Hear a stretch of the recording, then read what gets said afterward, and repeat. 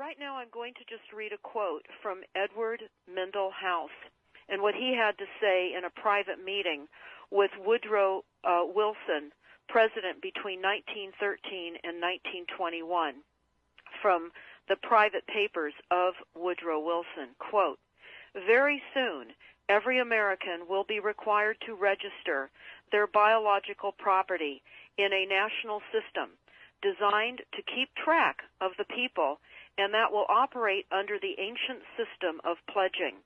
By such methodology, we can compel people to submit to our agenda, which will affect our security as chargeback for our fiat paper currency. Every American will be forced to register or suffer not being able to work and earn a living. They will be our chattel, and we will hold the security interest over them forever by operation of law merchant under the scheme of secured transactions. Americans, by unknowingly or unwittingly delivered the bills of lading to us, will be rendered bankrupt and insolvent, forever to remain economic slaves through taxation secured by their pledges. They will be stripped of their rights and given commercial value, designated to keep us a profit that will be none the wiser.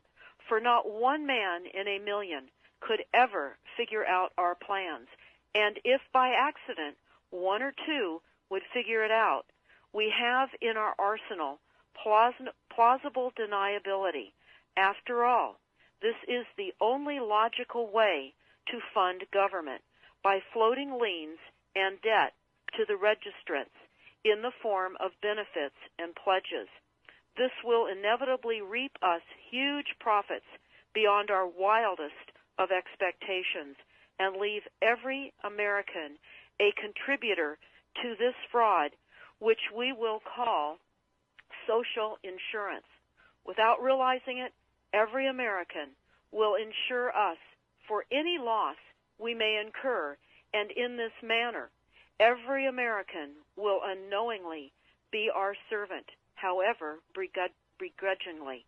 The people will become helpless without any hope for their redemption, and we will employ the high office of the President as our dummy corporation to foment this plot against America.